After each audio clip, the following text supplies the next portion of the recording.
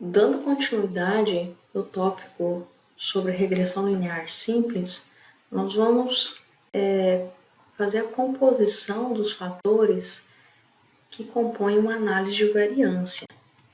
Então, a composição dos desvios de uma análise de variância de regressão linear simples, ela pode ser feita em relação aos valores observados menos a média aritmética, em relação aos valores observados menos os valores preditos pela reta, né, dado pelo modelo de regressão, e por fim, seriam os nossos valores preditos pelo modelo de regressão menos a média aritmética.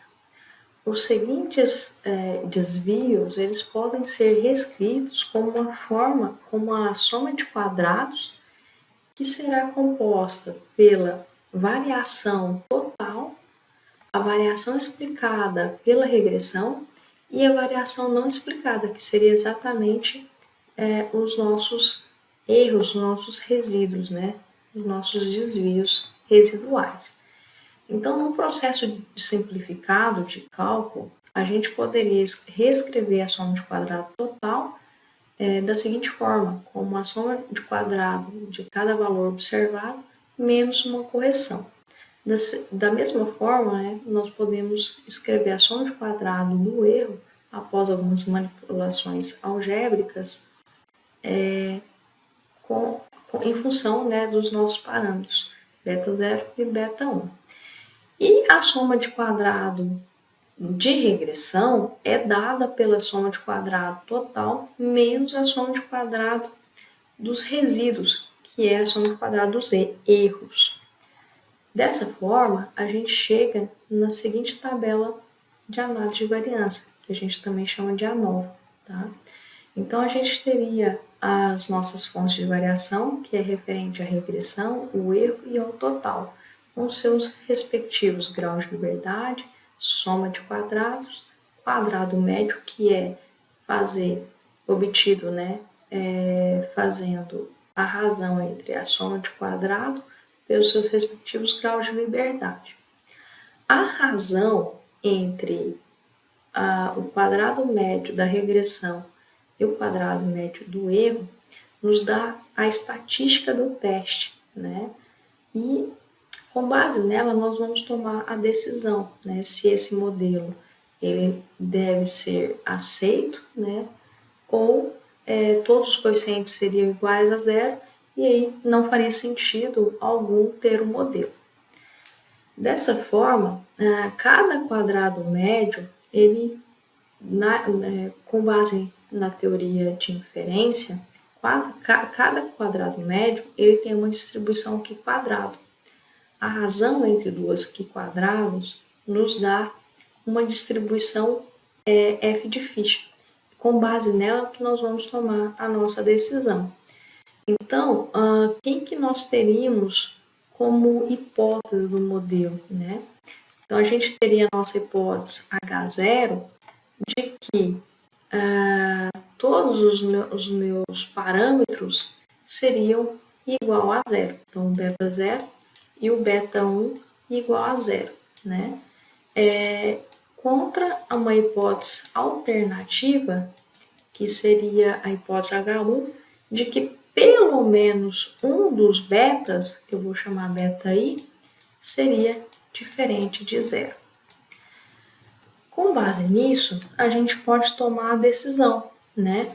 Qual que seria a decisão? A gente rejeitaria a nossa hipótese H0 se essa estatística do teste, que é a razão entre a soma de quadrado residual, o quadrado médio da regressão, né, pelo quadrado médio do erro, for maior do que um valor teórico da distribuição f, que esse valor ele é tabelado, né? E aí, com base nessa informação, se o f calculado for maior do que o valor teórico, a gente estaria na região de rejeição. E aí, a gente rejeitaria a nossa hipótese H0 e, de fato, o modelo não faria sentido. De forma alternativa, a gente pode também testar usando o valor P, né? Então, baseado no... a gente teria o nosso valor P e aí fixado um nível de significância, a gente poderia estar tomando a nossa decisão. O quociente de determinação, ele é uma medida descritiva, né, que mostra a proporção da variação de y que pode ser explicada por variações de x, né? Como que funciona esse modelo? Ora, como que funciona esse coeficiente? Espera-se, né, que a soma de quadrado do erro seja aproxime-se de zero, né? Então, o que acontece? Toda a variabilidade da variável dependente, que seria a nossa variável resposta, que estaria representada pela soma de quadrado total, seria explicada pelo modelo de regressão.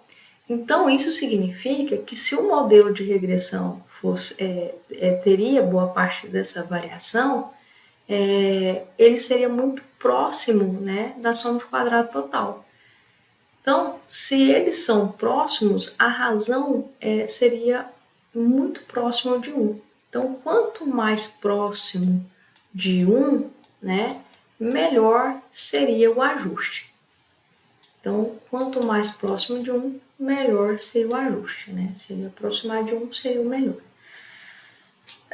Dessa forma, né, a gente tem exatamente, a gente pode reescrever o coeficiente de determinação da seguinte forma: 1 menos a soma de quadrado do erro menos a soma de quadrado total. Ou seja, se espera-se, né, que a soma de quadrado residual tende a zero, então esse valor, essa razão, seria muito próximo de zero. E aí o meu coeficiente estaria muito próximo também de 1, né? Então, quanto mais próximo de 1, melhor o modelo. Algumas observações. O coeficiente de determinação ele só é válido quando para modelos que tenham nossos interceptos, né? Que teria declarado no modelo um beta zero. Na ausência, né, do parâmetro beta zero, a gente pode pensar em alguns ajustes, né, que seria o coeficiente de determinação ajustado, para poder estar comparando ou fazendo seleção dos modelos. O coeficiente de determinação é calculado, né, sem o beta zero, ele é inflacionado, tá? Ele é inflacionado exatamente pelo número de variáveis independentes. Então, quanto mais variáveis independentes, maior seria o nosso coeficiente de determinação. Então, isso poderia ficar... a gente precisa tomar cuidado, né? Quanto mais variáveis independentes, a gente teria um melhor coeficiente de determinação. Mas será que esse modelo seria o melhor, né? Dado que a gente não está ponderando pela quantidade de variáveis que a gente está inserindo no modelo. Com isso, surgiu o coeficiente de determinação ajustado, né? O que acontece? Ele é calculado usando exatamente o coeficiente de determinação e ele leva em consideração a ponderação em relação ao número de observações que tem no modelo e o número de variáveis independente, tá? Então, embora ele não tenha a mesma interpretação do coeficiente de determinação, ele pode ser usado, ele deve ser usado na seleção dos modelos, né? Então, exatamente por causa dessa ponderação. E quanto maior for, né, melhor o modelo. Porém, ele não está no mesmo intervalo do coeficiente de determinação simples, sem o ajuste. Pode ser que ele apresente valores, né, fora do intervalo 0,1. Então, precisa tomar esse cuidado aí na hora de analisar. Bom, ainda referente à parte das predições, a gente tem um intervalo de confiança para a resposta média, né, que seria o nosso a nossa variável resposta. Então, eu chamo a atenção que a gente tem dois intervalos. A gente tem o intervalo de confiança e o intervalo de predição. O intervalo de confiança, o que a gente vai querer? A gente precisa, né, que dado o conjunto de variáveis independente, prever o valor de y, né, dado o conjunto de variáveis independentes que fazem parte do conjunto de dados. Então, o intervalo de confiança ele só serve para o mesmo conjunto de variáveis independentes que foi rodado o modelo. E aí a gente tem exatamente as bandas de confiança, né, desses intervalos de confiança. Então, para mais, a gente teria a banda na parte superior e a parte negativa compondo a banda inferior do coeficiente das nossas predições, né, do modelo. Associado, então, associado ao modelo, a gente teria o intervalo de predição. Quem que seria o intervalo de predição? Né? A gente gostaria de prever o valor de y, dado um conjunto de variáveis que é dessa variáveis independentes que não fazem parte da amostra. Então, seria um novo número, né? Seria um novo valor que não faz parte daquela amostra. E aí a gente teria, de fato, o intervalo de predição. De forma geral, o modelo de predição, ele apresenta, né, uma banda maior, né? Então, ele é sempre maior do que o intervalo de confiança. E é dado exatamente por essa expressão. A gente vai depender do valor teórico, né, da distribuição T, e exatamente o erro padrão, né, do intervalo de predição.